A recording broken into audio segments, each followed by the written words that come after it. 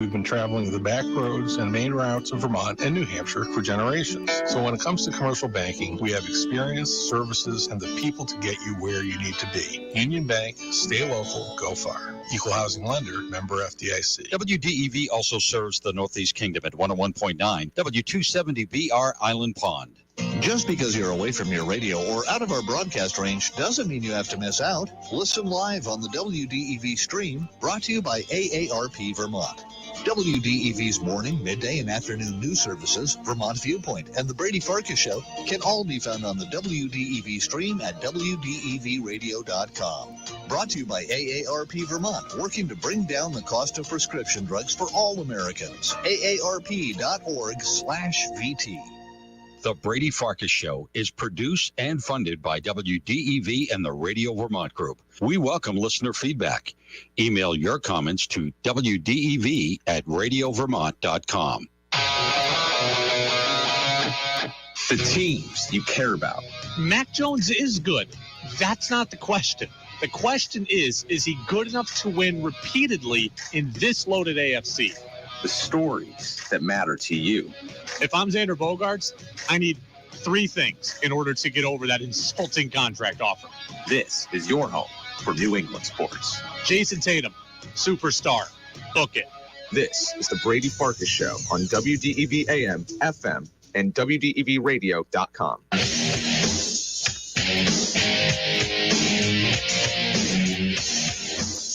What's up, everybody? Brady Farkas Show right here on a Wednesday on WDEV, AM and FM, and WDEVradio.com. Short show tonight, just 40 minutes up until 6:10, and we're going to run commercial-free until the top of the hour. So Tom Caron, our Sox and Bruins insider at Nesson, is standing by. He'll join us at 5:45. Freddie Coleman, we spoke to today. You'll hear a little bit of that here in the early part of the show. The full interview available online. And we've got a big guest coming tomorrow that we're going to announce right before we get out of here for the day. You can get in, as always, on the Napa-Morrisville, Napa-Waterbury text line. That's 802-585-3026, your locally owned Napa stores in Waterbury and Morrisville. Again, that's 802-585-3026. Misread my own writing there. 802-585-3026. Facebook Live, YouTube Live, Twitter Live.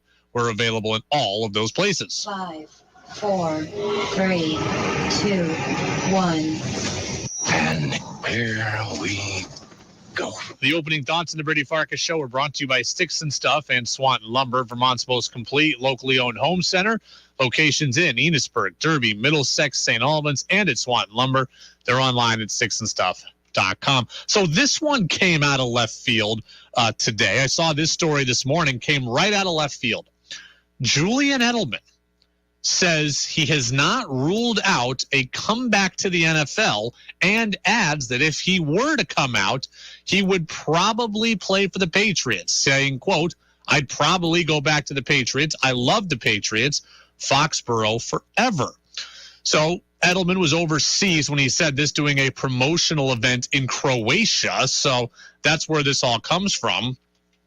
A couple of things right off the top. One, it's good to know that Edelman values the Patriots and that his first goal would be to come back to New England.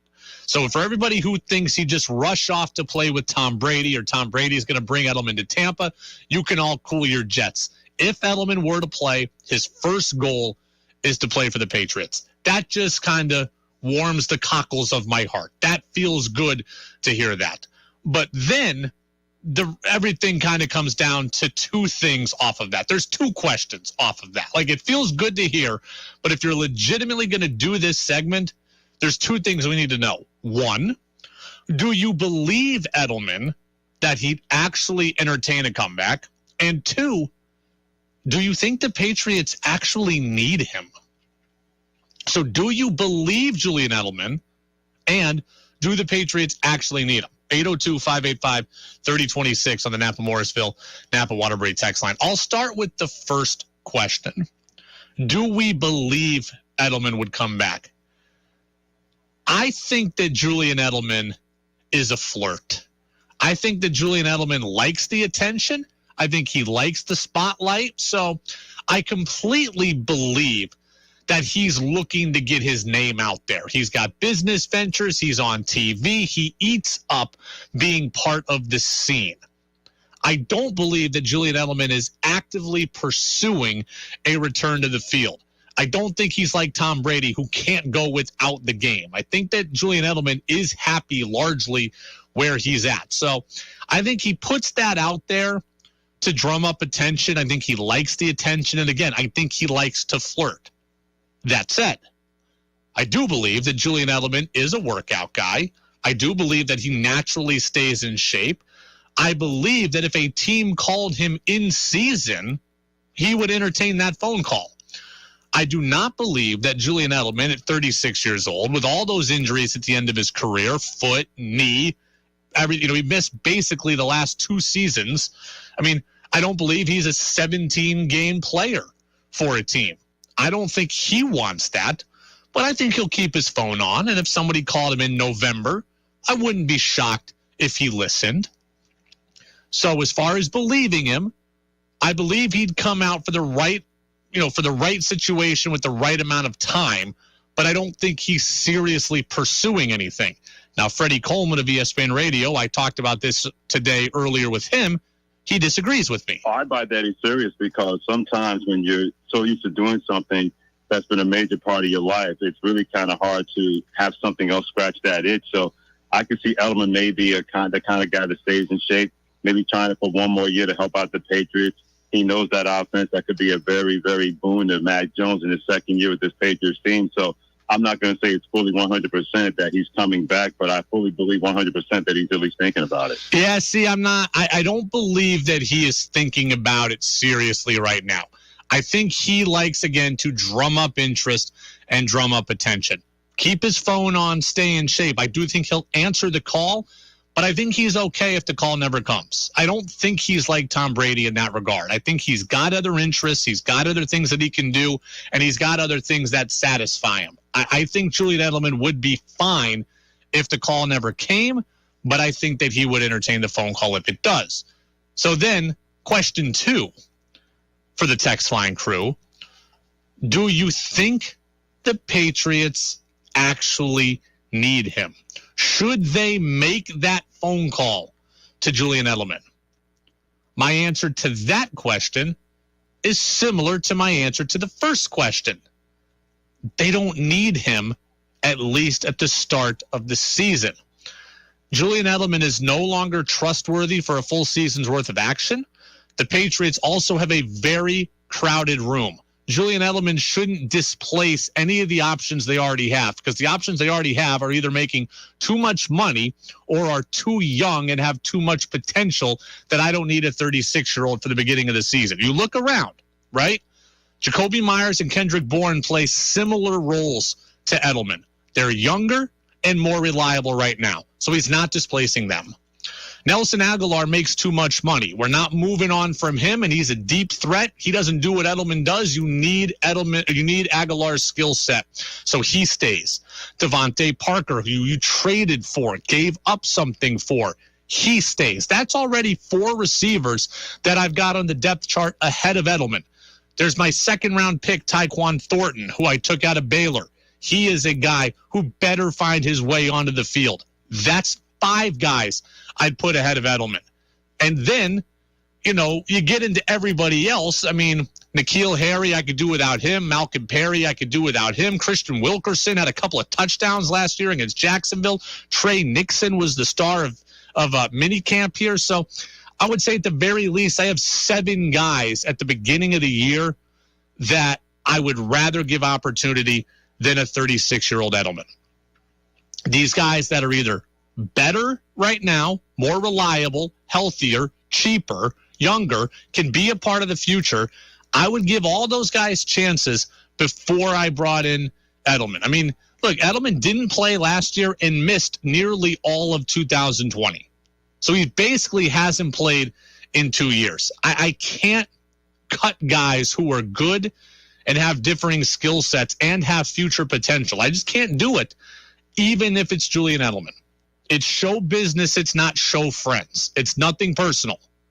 At the beginning of the year, I got enough options there that I am not thinking that I need Julian Edelman. But similarly, that said, I also would stay in contact with Edelman, because if November comes and this team is hunting a playoff spot, as we hope they will be, and they are suffering injuries, which we know that the NFL is a league of attrition, at that point, I would consider it. Devontae Parker's an injury risk. Nelson Aguilar has been injured before. If guys are out, something is needed, and you're playing for your playoff lives around Thanksgiving, I'd absolutely consider Edelman. I trust that Julian Edelman could give me 5 productive weeks. I trust he could give me 2 productive games over the course of just waiting until somebody gets healthy. I am not calling him and inviting him to camp. I am not asking him to play 17 games. That is not smart. But I am keeping his number handy, keeping aware of what he's doing, and hoping that he's working out, because the NFL is a league of attrition. Guys are going to get hurt. If you suffer injuries in the receiver room and you need someplace to turn, if it's November 25th, I'd rather go to Julian Edelman than Malcolm Perry. That is true. Start of the year, they got enough guys. End of the year, they just might not. Once again, by the way, Freddie Coleman disagrees with me. He wants Edelman at the start or not at all. I'd rather have him at the beginning or not at all, because I think bringing him in, and even though he knows the offense, you still got to develop some chemistry with your quarterback and chemistry with that offense, especially if you have not been in it for more than a couple of years. So if he's going to do it, I'd rather him be there at the beginning of training camp, the beginning of the install, to have him in the middle of the season, even though he knows the offense, the Patriots know that. I don't think that'd be a good idea to have him come that late. Either be there early or don't be in it at all. You know what? That was an interesting perspective from Freddie, and it's triggered something else in my mind that we're going to get to tomorrow when we have more time.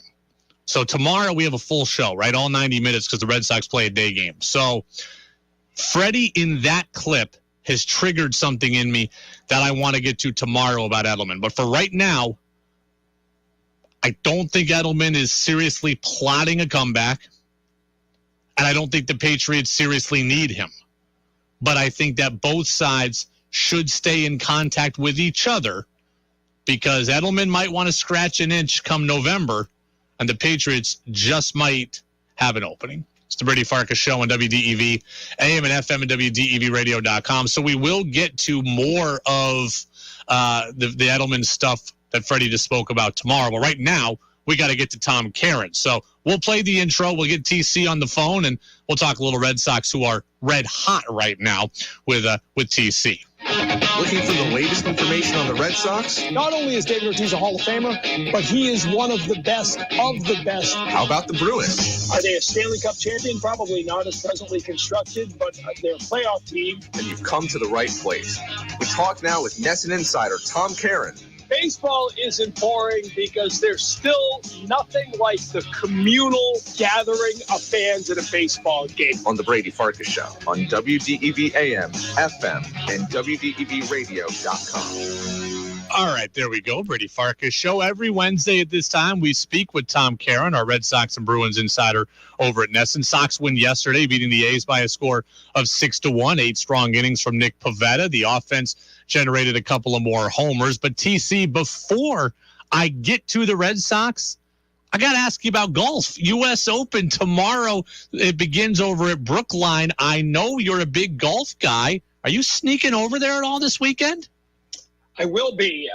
Saturday is a Fox game, fortunately. So we got Saturday off out of the Cardinals series. So I have managed to weasel my way into a hospitality tent. If you're on the 13th green, say hello. I have never been to a golf tournament. Well, I take that back. It's been 20 years since I've been to a golf tournament. How exactly does it work? Do you get situated at a hole, or can you follow a player, or what? Yeah, well, it's kind of both. It depends what you have for ticketing, right? A lot of it is just gallery ticketing, so you're free to roam about the course anywhere. There are bleachers. If you want to sit in the stands, you get there early, you stake your claim for the general admission side. And I don't know about this one. usually there's a fair amount of general admission ticketing, and then you sit over the 18th green. The problem there is if you go run and do that, then you wait for a while because no one will be on the 18th for a while. And if you go in the earlier holes, then so a lot of people will start in the seats of an earlier hole and then just roam, but then you're in the back of the crowd. There are also hospitality tents, corporate tents, the usual kind of suites, if you will, and those are set up at a hole, and those are catered events. And have you ever played Brookline? I know you're a big golfer. I did. I played there last year. A friend who's a member, Jim Skevington, who's one of the Woo Sox owners, was gracious enough to invite me, and it's great. It's old school. You walk with caddies who know the history and every inch of every break. It's a really interesting course because for this event, they actually go into, there's a little 9-hole course next to it called Primrose, and they actually have taken that over for a stretch, maybe even the whole season, and they've reconfigured a few of the holes to make them more challenging and more appropriate for the pros. So they actually reconfigured 4 holes of the country club for this event. Well, very, very cool. U.S. Open begins tomorrow, so we'll be talking about... Can I just real quickly, tomorrow... Red Sox at 1:30. Correct. First round of the U.S. Open. Yeah. Celtics Warriors at 9. If you're planning on driving in Boston tomorrow, just don't. Just don't. Just walk. If you're walking down here from Vermont, you'll get here quicker. It's the traffic here, and there's paving and pothole repairs going on. It's just not a great week to be driving around Boston. Not to be that cranky old man, but it'll be nice when we're back to normal. Red Sox and Bruins insider Tom Caron of Nesson with us here on the Brady Farkas show, as he is every single Wednesday. Let's get to the Red Sox. I always praise Chaim Bloom. I criticize him when I think it's appropriate, but I always praise Chaim Bloom, especially his ability to find guys under the couch covers here. But let's go to the other side. What is it either about Alex Cora's delivery or player development that allows guys like John Schreiber and Rob Refsnyder to come in and be valuable contributors in this season? I mean, Schreiber looks like he's going to be a high leverage arm for the rest of the year, and Refsnyder gets 3 hits last night, 2 great defensive plays in as many games, and this is a guy that was on the scrap heap for a number of years. Yeah, a couple of different answers to that. One is a guy like Schreiber. I mean, it's almost the Red Sox pitching lab now, if you want to call it that. I mean, they're really good at showing these guys that and Dave Bush is such a thinking man's pitching coach who had great success at the major league level. And you don't have a lot of pitching coaches who are both, who can sort of help the analytics part of it. But we're really good major league pitchers, and the players respect that more. But they can sort of show you that releasing the ball with the pressure point here and an arm angle here as opposed to here, with the sideward break of this as opposed to that. Like, they're really good at getting these guys to buy into that. And Schreiber's a different look, right? He's down on the side, and I really like what he's done. He's almost, I don't want to say single-handedly, but he might be the most important guy in that bullpen right now because he stabilized that 7-8 inning role that now you can let Tanner Houck start to develop into the closer they've been looking for. Refsnyder, I was talking to him after the game last night. It was interesting that, I'd forgotten that in Tampa Bay, he had been an outfielder, and Chaim Bloom was with him there in Tampa Bay. And, a lot of his career, he's been an infielder, kind of a utility guy, and he said, he thinks he's a lousy infielder, and he said it really affected all facets of his game by the constant grind of playing in an unfamiliar position. You've seen him in the outfield. Spectacular catch, maybe the catch of the year Sunday in Seattle when he was in right field. Really good catch off Ramon Liriano last night, going back towards the garage door in center field in the triangle. So maybe part of it is getting him in the outfield. Part of it is, they've got him in against lefties that they think he can perform against, but this is a guy who, I know he's here because Kike Hernandez is injured right now, but Rob Refsnyder's looking to me like a guy who has a spot on this team, and they need that right-handed bat because they've been a little too left-handed heavy. So I like what he does with this team. What do you think of Chris Sale's comments and the reports that he'd be willing to be a reliever? Do you see that as a high leverage reliever for the rest of the year? Is it he gets in as a reliever and it works back into the rotation? What exactly do you think is the best use of Sale for team and his own personal health? Well, remember, Dave Bush said those comments last week on the road trip That was before Nathan Eovaldi and Garrett Whitlock both ended up on the injured list. So I'm not quite as sure now that they're as excited about him being in the bullpen. The idea is if you can bring him back in a relief role, maybe you can get him back sooner because you don't have to build him up as much, right? You get a couple of innings and he's ready to go as opposed to 3 or 4 minor league rehab starts to get him built up to 75 plus pitches. Which is, going to be another 3 weeks once he starts a rehab, which he hasn't started yet. So the idea is to get him back and be able to help this team. The problem is, Dennis Eckersley was saying it last night. If you do that, you bring him back in a bullpen, how do you stretch him out from there to start? You almost don't. So you almost, in that case, have to say, we're bringing him back, as you said, in a relief role. That's an important relief role, and he's going to stay there for the rest of the year.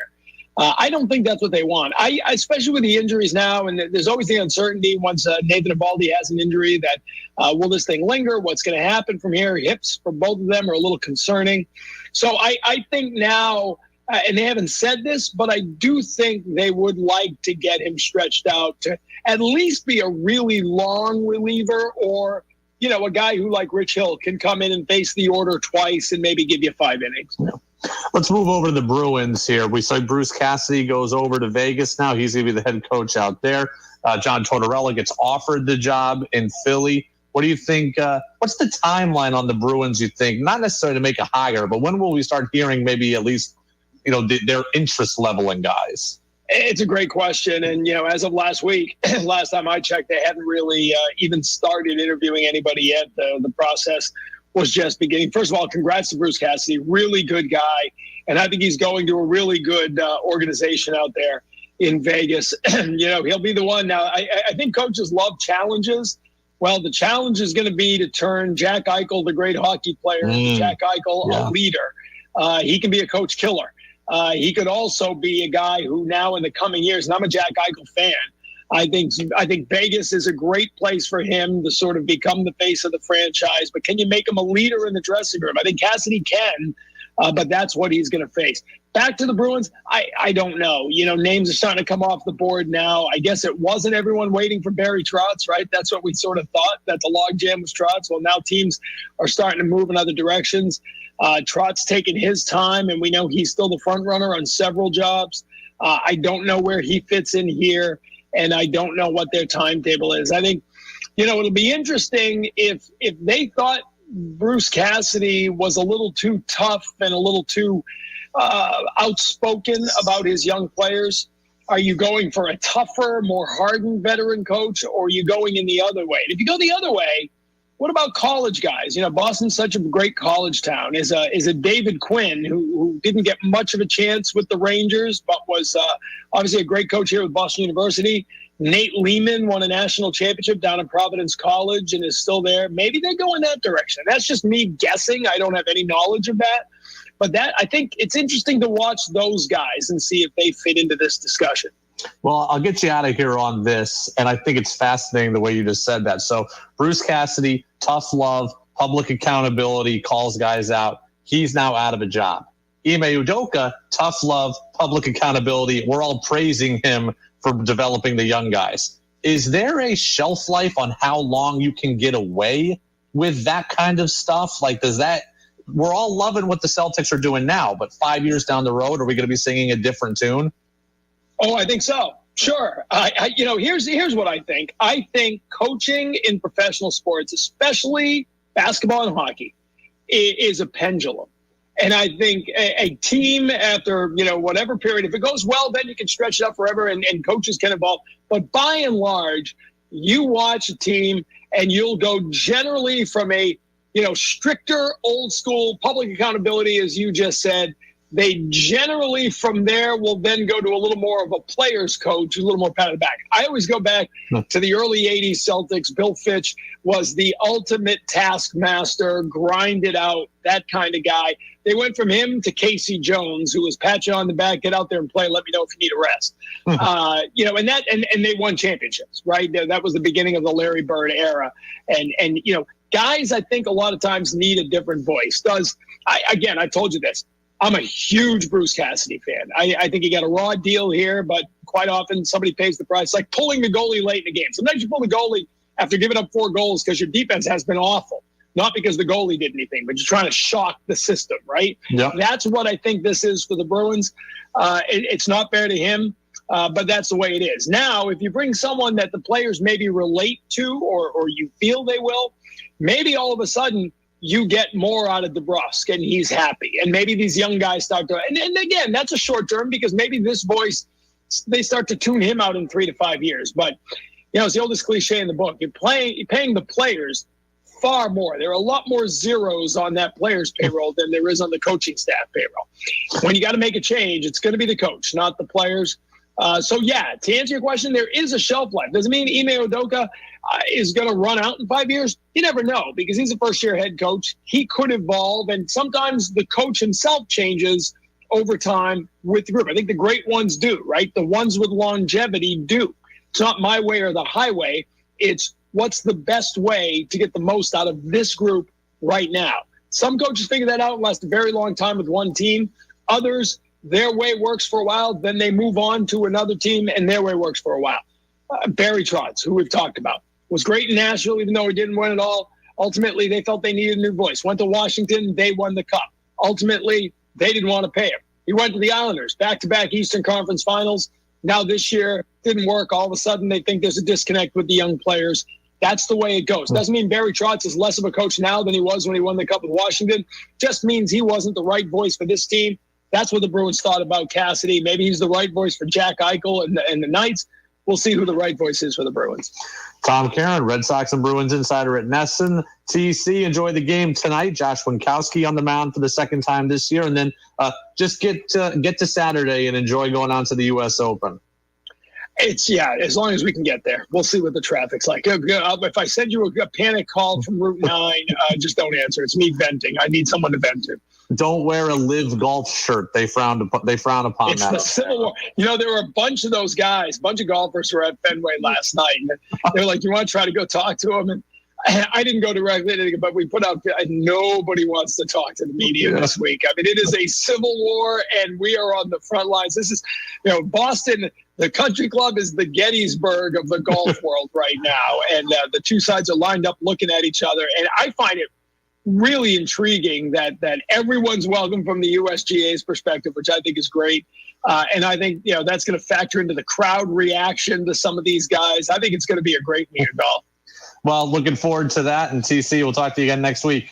Thanks, Brady. Appreciate it. Yeah, absolutely. There he goes. Tom Caron, our Red Sox and Bruins insider over at Nesson. I do have thoughts on the live golf stuff and the U.S. Open and all that. We'll get to that tomorrow as well. Peter in Williston says, love having TC on. He is great, always learn something. Yeah, TC is great. He's certainly one of the best. So love having on TC as well. Lots to get to from TC that we'll also have to react to tomorrow. Chris Sale stuff, the idea of him being a reliever. Buster Olney is going to join us tomorrow, too. We'll talk about – we got so much to get to tomorrow. I've already got, tomorrow's show planned in my head, and we aren't even to tomorrow yet. So I do want to make an announcement, by the way, that we are going to have on tomorrow Owen Kellington. So it's going to be a multi-guest day tomorrow, which I don't usually do, especially on Game 6 of the NBA Finals, but it's a special occasion, right? It's a Buster Olney Thursday, and we're going to have on Owen Kellington, the Montpelier native, the U32 product. He is going to stop by with us tomorrow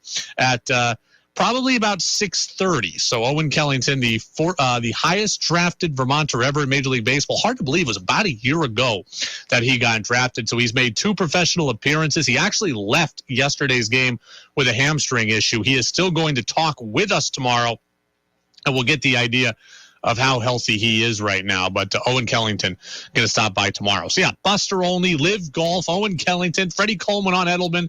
Game 6 of the NBA Finals. We got stuff to get to all over the place there. So good stuff. Absolutely. So this is the Brady Farkas Show on WDEV, AM and FM, WDEVradio.com. We are always streaming on the free WDEV radio app. See a couple of people who are excited about the Owen Kellington interview on the text line. How about Jack over in East Barry? So appreciate Jack for being excited about it, and a couple of people from Montpelier as well.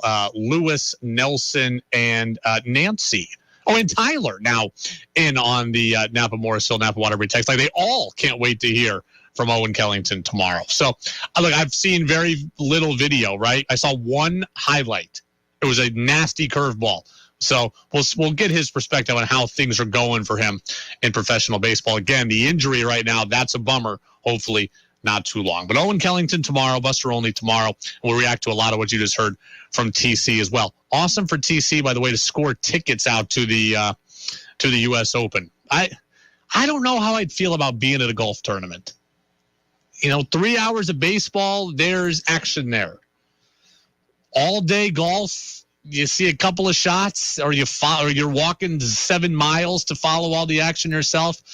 I don't know how I'd feel about that. We'll finish out the show. Red Sox lineups are coming up next. This is WDEV, Vermont's news station, owned and operated by the Radio Vermont Group. From the top of Sugarbush, 96.1 FM, WDEV Warren and Waitsfield, 96.5 W243 Barrie, 98.3 W252 CU Montpelier, along with our founding station, AM 550 WDEV Waterbury Montpelier, streaming at WDEVradio.com. 90 years of serving Vermont, the friendly pioneer, WDEV.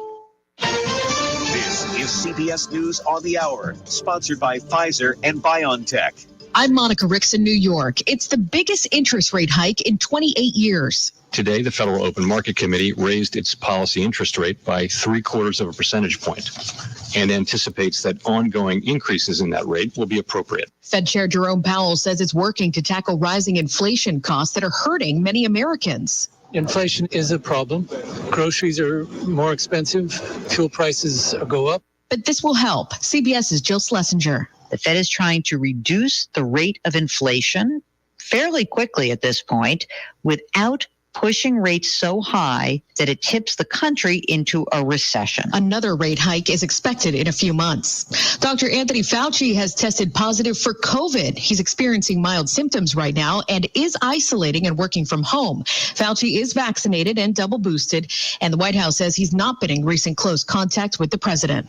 An FDA panel has signed off on COVID shots for kids under 5 by both Moderna and Pfizer. If the CDC also signs off on the shots over this holiday weekend, federal health officials have said the earliest shots might go into arms as soon as Tuesday. CBS Alexander Tin. Have you stepped outside today? Feels like a sauna out here. Heat continues to plague millions of Americans with triple-digit temperatures hitting many central and southern states today. Out west, it's fueling dangerous wildfires. The U.S. has committed another $1 billion worth of military aid to help Ukraine. Defense Secretary Lloyd Austin. We must intensify our shared commitment to Ukraine's self-defense, and we must push ourselves even harder to ensure that Ukraine can defend itself, its citizens, and its territory. Jose Andres, who's a chef with the World's Central Kitchen, says a Russian missile blew up one of their food trains in eastern Ukraine today. No one was hurt, but the organization has been working to serve millions of meals there since the war started. A high-profile defendant in the January 6th Capitol attack now faces serious jail time. CBS's Scott McFarland has details. Kevin Seafried of Laurel, Delaware, will face sentencing September 16th, convicted on all charges in his January 6th case.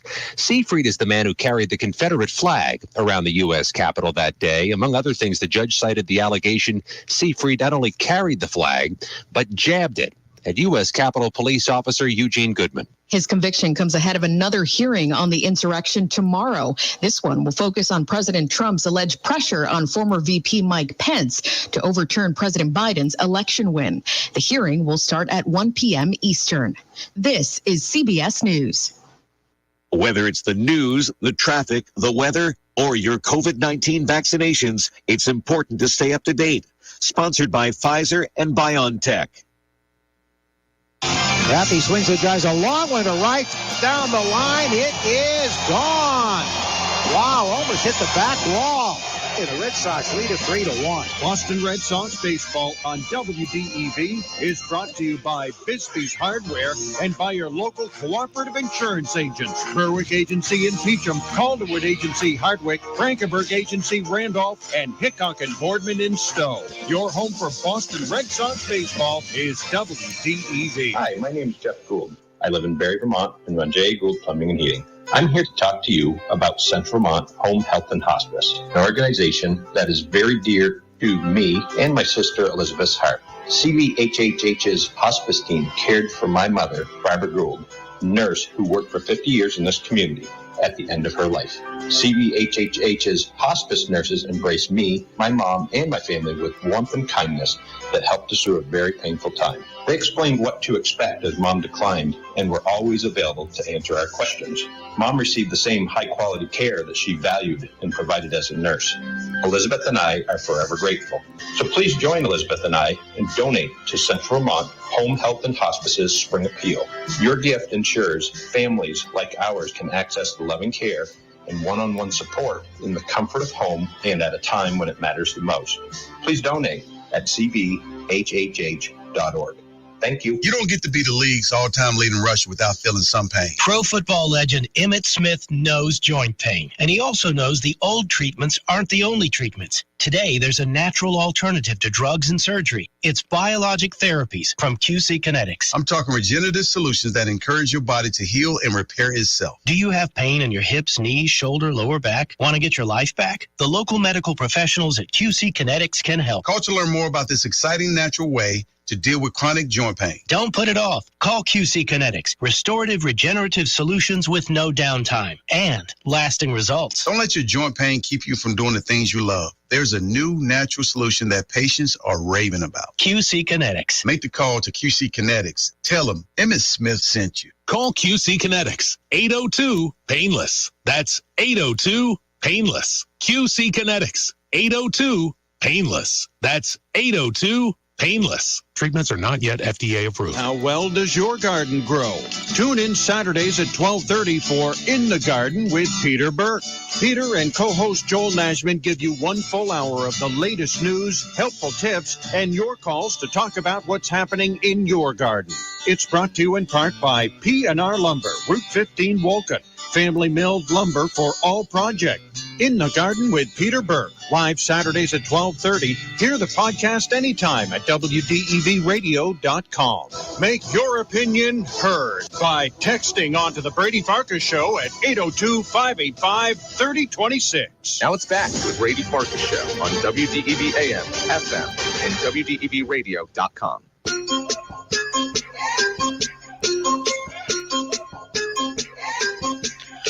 All right, Red Sox baseball just a couple of minutes from now. You know, I'm also thinking about what TC had to say about the shelf life of coaches. And I think there's a lot of really good stuff in there as well. I think he's exactly right. The Bruins players and the Bruins organization grew tired of Bruce Cassidy and his message, and now they've got to go the other way. The Celtics had that other way message with Brad Stevens, so now they've adopted the Bruce Cassidy style in Ime Udoka. And I do think that there is a shelf life. Like, I think every team eventually needs something different. And I think the Bruins apparently had reached that time for them. The Celtics reached that time for them. And, you know, look, we can say Ime Udoka is great, and he has been great for this team right now. We'll see how they are in 3 years, 4 years, 5 years. And when Jason Tatum is 28, he might feel very different about the Ime Udoka methodology. I think the whole thing is absolutely fascinating. I think the whole thing is fascinating. So Game 6 tomorrow, NBA Finals. We got so much to get to. Again, the show for tomorrow is already pretty much planned in my head. And, by the way, the U.S. Open tomorrow. Keegan Bradley threw out the first pitch at Fenway yesterday, so he said that it was awesome to do that. Grew up a Red Sox fan. He went to high school in Massachusetts. They're trying to claim him over this week, but no, we know that he is a Vermonter, Woodstock's own. So the show is brought to you in part by Pro Driver Training. That's Pro Driver Training. They are Vermont's premier truck driver training school, online at prodrivercdl.com. They can help you with your Class A CDL, your Class B CDL, passenger and advanced skills training as well. Again, prodrivercdl.com. All right, let's get to Red Sox baseball in a moment. The lineups are now.